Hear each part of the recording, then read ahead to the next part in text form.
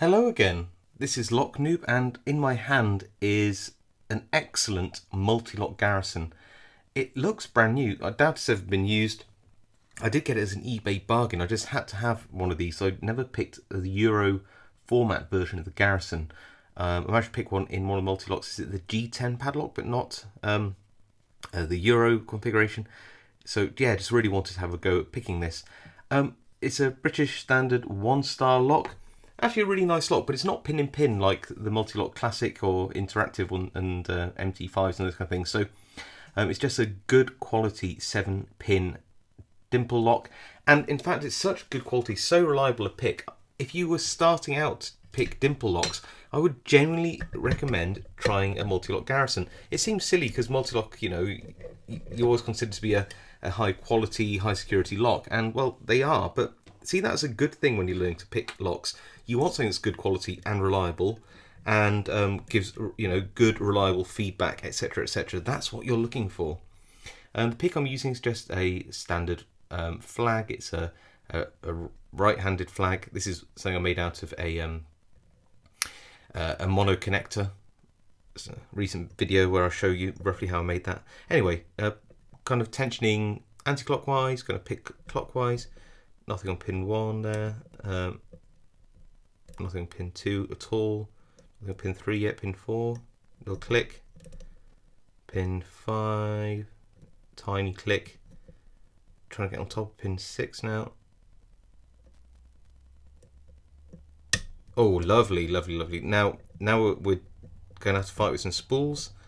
So on pin 3, I believe. There we go, little set, pin 4.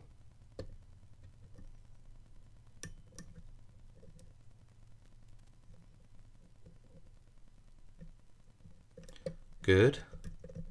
Check pin 1, check pin 2, check pin 3, 4, 5. Oh, and just hit pin 6 there, and we have an open. It just needed the tiniest little click. Now, gutting this could be a wee bit of a pain. Mostly because what you end up seeing here is on the side, these 5 holes. I don't really know what they're for. They just seem to be there to make gutting this lock a lot more painful than it needs to be. If you do know the actual reason for why that's there, please do let me know. So yeah, I'm just going to use this tension tool to move this all the way around. And what's going to, and you'll see as I move it around that you'll end up with the pins on the other side, and like that. So the key pins are here. Then I'm going to use a pinning shoe to, and it does just fit. I had to check that all the way along because you don't want it to just get pin 6 and not pin 7. That would be a disaster. Pop that on all the way, and then gently extract the core the best we can. There we go. Right, gently, and just rest that there. So you can see here that's the 7 pins. You've got some, looks like some anti-drill measures all the way through. So 2 hardened steel rods either side of the keyway, a ball bearing in the side, a steel pin, key pin in pin 5 there. Yeah, so some good anti-drill features. We'll get those out in a second. And now I guess what we need is a front pinning shoe.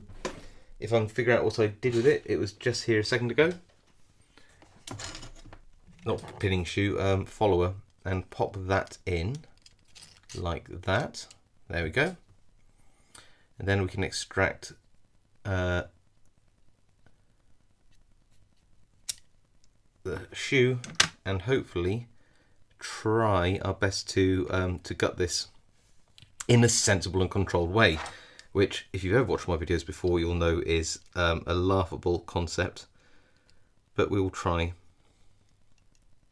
In fact, what I might do is I might speed this up so that if I do make any mistakes, they'll be covered up by the speed of gutting.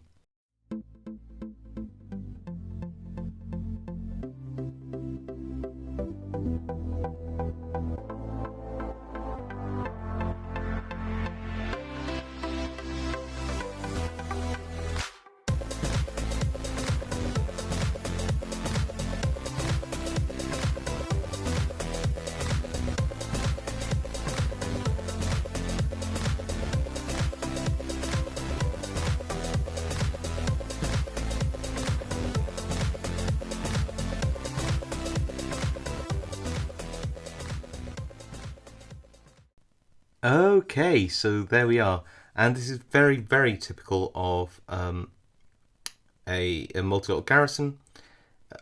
It's interesting that the steel key pin doesn't align with the steel driver pin. I often see them in locks in the same position, but actually doesn't really make too much of a difference if they are paired up. It's just an observation. Really nice spools. This is what makes this lock so nice to pick. The spools are quite deep and they give really positive feedback, really nice counter rotation. Standard key pins apart from the steel one, which has a lovely, let's look at that in a bit more detail. What's called a torpedo pin. It's a bit like a mushroom key pin, actually a mushroomed key pin. So imagine it like a mushroom spool. And that's just really good as an overset trap pin.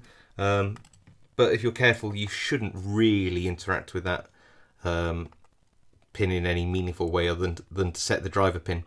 But yeah, it's one of these locks which I feel seems counterintuitive to say is a beginner's lock, especially when you're thinking, oh, it's a 7-pin dimple lock. But genuinely, these are some of the most reliable, most feedbacky dimple locks out there. And I think if you are an experienced picker just getting into dimple locks, try to get yourself a Multi-Lock Garrison or two. Really, really great. All right, thanks for watching, and I'll see you all next time.